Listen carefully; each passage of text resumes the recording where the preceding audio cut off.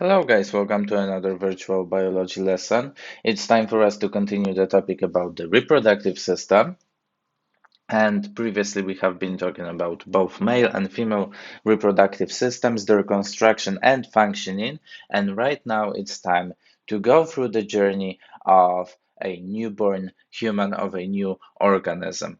And guys, today's topic is prenatal human development, which means the development of a human before birth. So, right after the pregnancy starts and just until the moment of the labor. And guys, every human comes to life when sperm cell and egg cell connect. Then, as a result of multiple cell divisions and cell diversification, through the following 9 months, the body is being formed.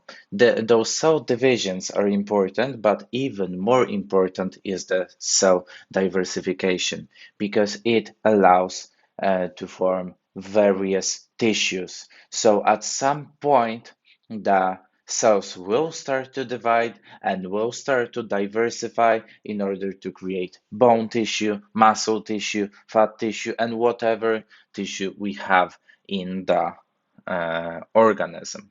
And guys, this podcast will be a little more listening, a little bit less looking at, and this could be quite long. So, guys, fertilization is the first step of a new life. And fertilization, po polsku zapłodnienie,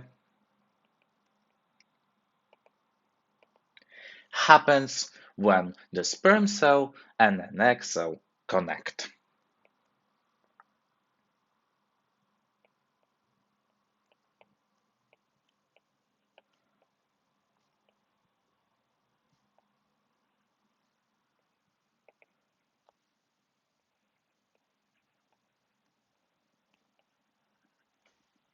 And guys, it happens in the primary part of the oviduct, czyli w jajowodzie, na wczesnym etapie jajowodu.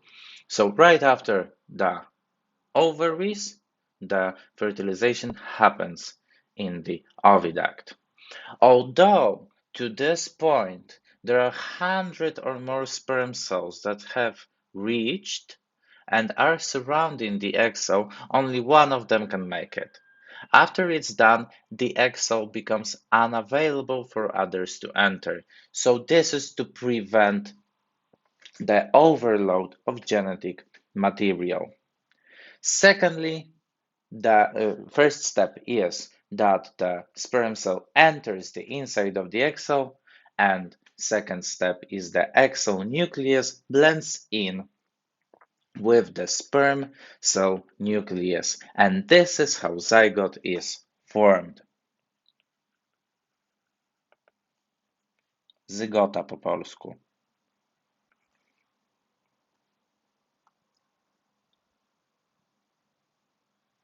And guys, zygote is the form that occurs right after the connection of sperm cell and egg cell.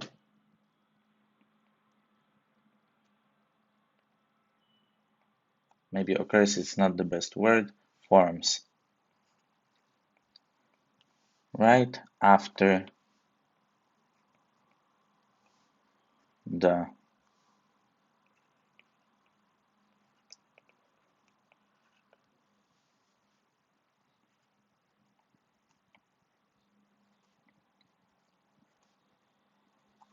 So this forms right after the connection of sperm and egg cell, which is basically a mix of genetic material from both mother and father. Zygote then divides in 4 and more cells, and this is how embryo forms. Po polsku to jest embryon.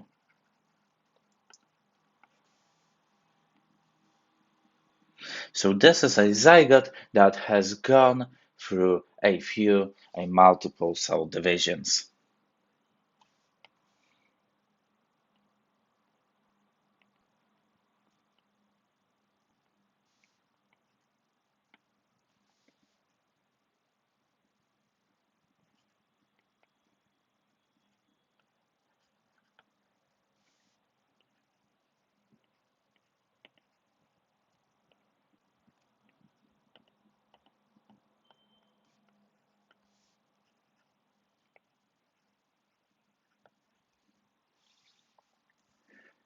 Okay, guys, and the embryo is formed when the zygote divides into four and more cells.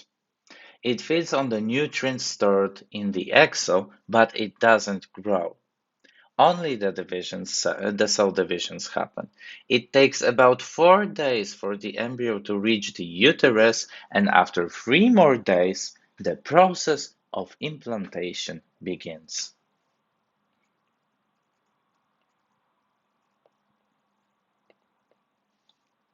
Czyli po polsku zagnieżdżanie.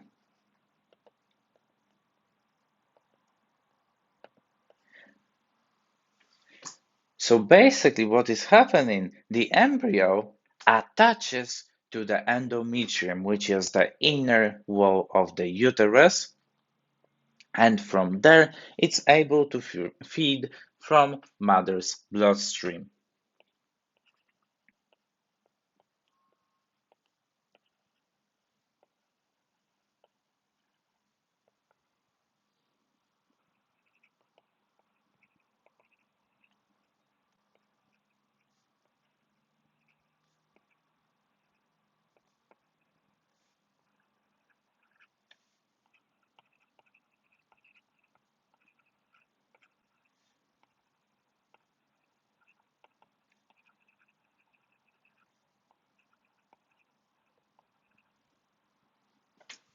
Since this moment, not only the cells keep dividing, but also the cells start to diversify, which means the beginnings of different tissues start to show up. At this point, cells decide, I will be the eye cell, I will be the ear cell, I will be the alveoli cell, and so on and so on. This embryo requires certain conditions to grow. It cannot just grow like this attached to the endometrium. And this is why it creates amniotic sacs.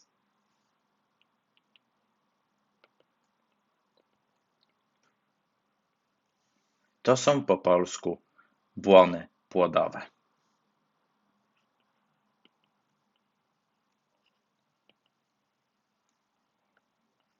And guys, there are three of them and they serve different functions. The first one, amnion, po polsku owodnia.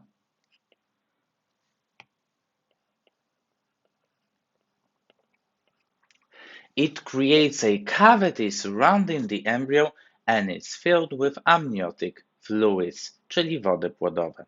It serves a protective function, helps to sustain a stable temperature, and allows the embryo to move. The second one, the second amniotic sac, is alantła. Po polsku to jest omocznia.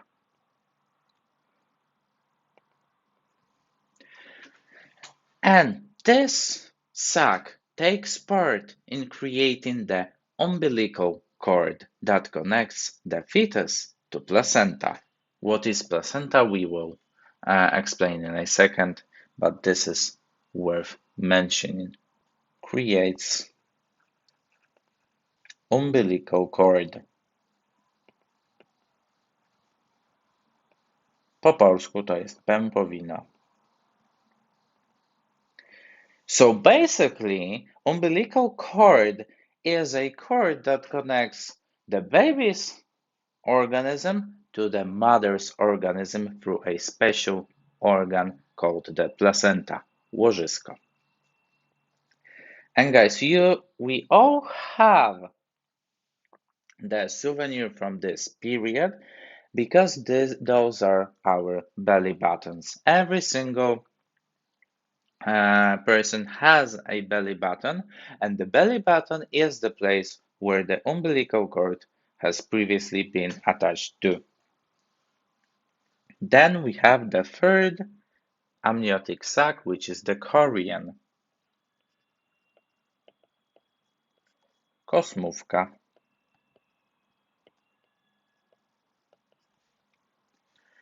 And this layer allows for the substance exchange between mother and the baby. And guys, this is where the placenta kicks in. Because simultaneously to the embryo's growth, the placenta is being formed. Łożysko. It's an organ that is common for both the mother and the baby, and it functions only during pregnancy. It's not present in woman's body at any other time than pregnancy. It's made of chorion and parts of endometrium. Using this organ, the developing organism takes oxygen and nutrients from the mother bloodstream and gives back the products of metabolic changes. At this stage, it's also possible for some antibodies to be transferred into the baby's organism in order to start building the immunity. So placenta is an organ developed for the period of pregnancy, which allows to connect mothers and babies'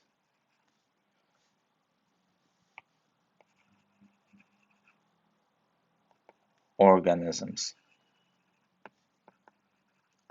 But don't be confused, this is not the unified bloodstream. I mean, those are two separate bloodstreams, and the blood of mother has no contact with the blood of the child.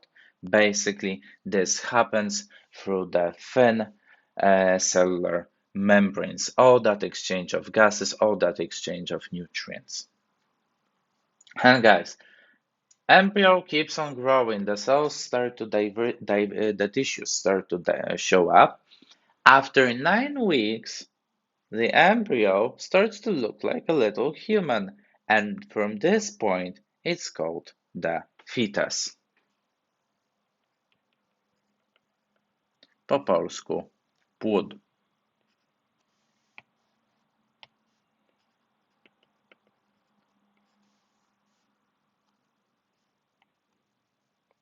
So this is a grown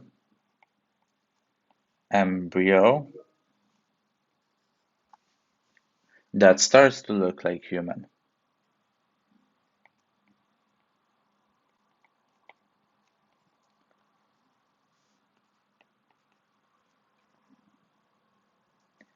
After 9 weeks. And guys, what is pregnancy? Pregnancy is the period between fertilization and giving birth. However, the doctors will count the time of pregnancy from the last period. The first symptom of pregnancy is the lack of menstruation. So usually it happens that the corpus luteum produces progesterone for some time, but then in the case of lack of fertilization, it will disappear and stop producing this hormone, leading to the exfoliation of the endometrium and then maturation of another ovarian follicle. In the case of pregnancy, those processes are stopped. However, in some cases, monthly bleedings can occur even for the first 3 months. This is why some women don't even realize that they are pregnant. Other symptoms are connected to the changes in the hormonal balance, nausea, mood changes, anxiety. Pregnant women also often need to urinate much more often, and also to uh, they start to feel something is happening with their breasts because they are preparing for the pregnancy and they are turning on the machinery needed to create milk. During the pregnancy, the need for nutrients rise. However, it's not recommended for a pregnant woman to eat double the amounts. It's important to pay attention to the quality of meals and to check whether they are fully nutritious because the growing body will need all the variety of amino acids to build its tissues. Heart rate rises dramatically as the blood needs to flow through placenta as well. So basically, pregnant women tend to be feel more fatigue because their hearts have to beat a little bit faster. Thus, they are not as efficient as they used to be. Additional mass is not beneficial for the spine and it increases the stress on it, sometimes leading to back pains. This is why some pregnant women they need to rest a little bit more because they are carrying an extra baggage. And guys, what's important during the pregnancy?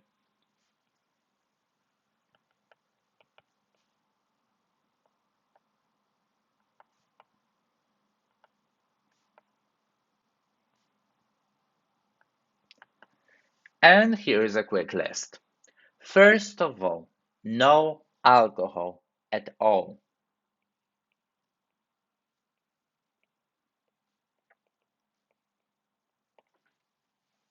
No alcohol at all is really important thing because even a small amount of alcohol that the mother is drinking or just ingesting with a type of food might lead to FAS.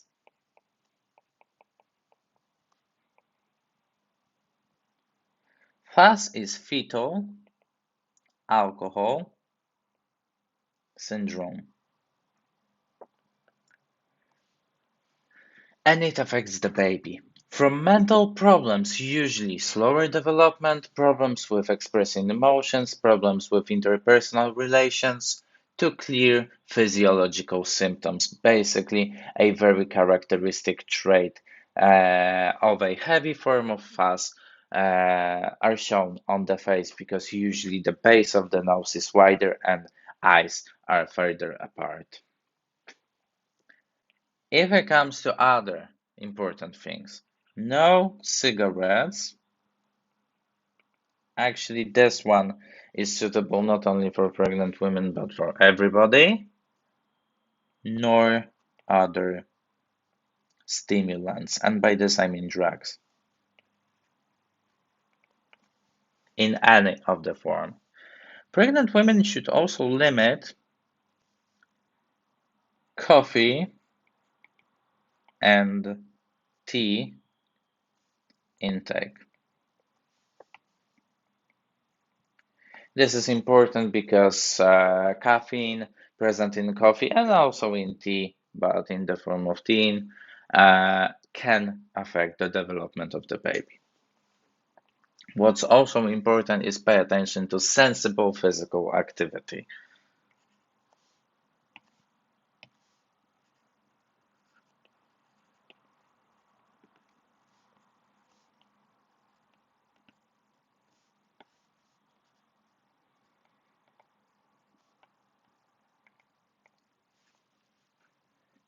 Also, the sleep is important. The body regenerates, and basically, being pregnant for an organism of a woman is like carrying a parasite inside. It's eating what you're eating, it's taking the nutrients away from you. Also, it gives you back all the metabolic change products that might intoxicate you. So, from the biological point of view, a fetus growing in the womb is not that far away from a parasite. So, you have to have enough time to recover.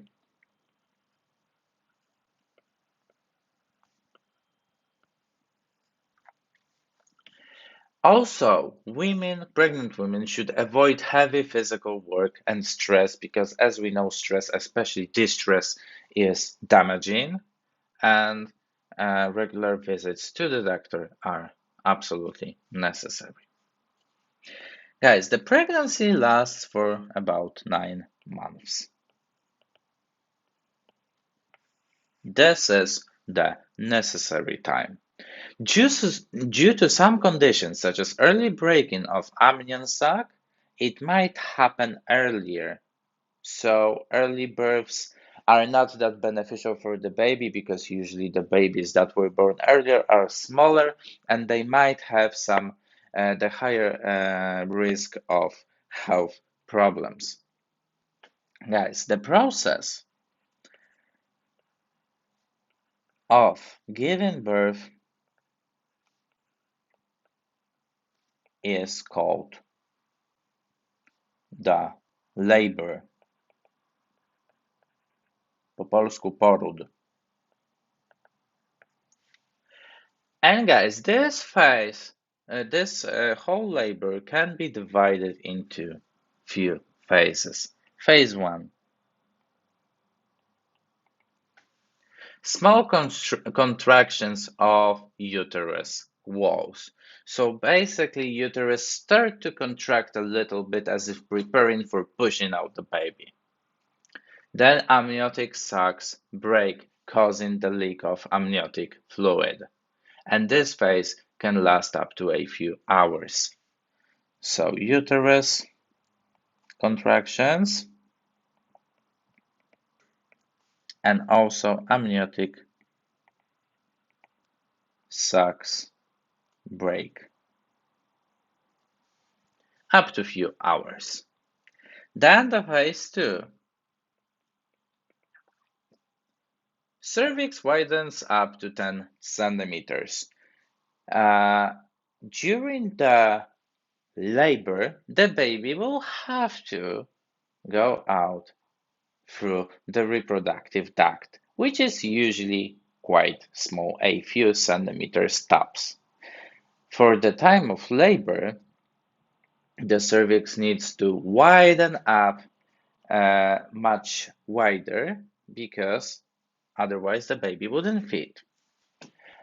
This is the problem for women that have biological construction, that they have very narrow hips. In this case, a C-section might be needed, cesarskie cięcie. So basically, you cut out the bottom of the belly, you cut through the uterus, the wall of uterus, and you take the baby out.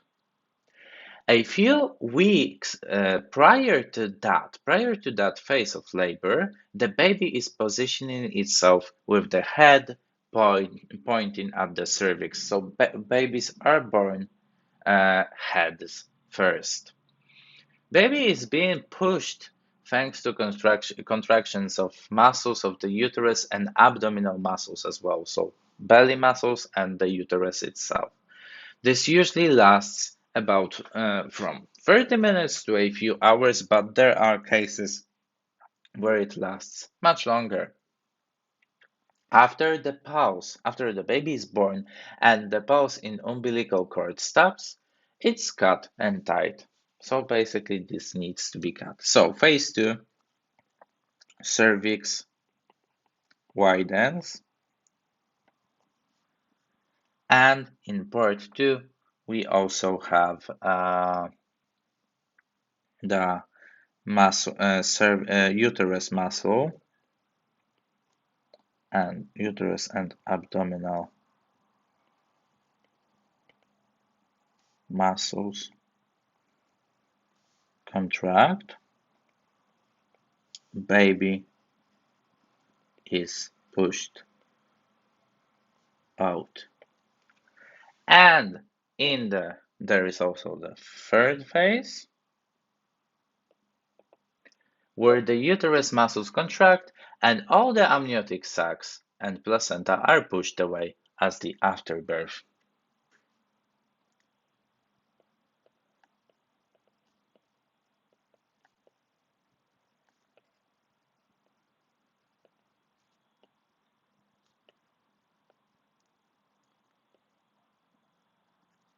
Basically, as I mentioned, the placenta is the organ that is developed only for the period of pregnancy, and it's not useful any second without the baby inside mother's body, so the organism of a woman gets rid of it immediately.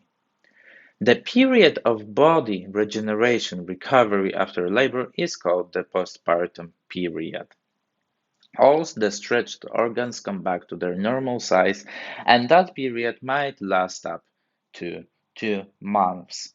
The problem is that is very well known is the postpartum depression, where the woman who has recently gave birth has a depression basically connected with all the hormones that have been released during the pregnancy, and there were cases that uh, new mothers killed their babies because they couldn't handle the postpartum depression.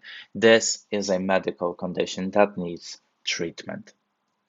Okay, guys, I hope that everything is clear. I have also attached a few infographics to the post with the link to this podcast. Please go to the assignments section where you will find a few tasks for you to do. This is it for today. Thank you.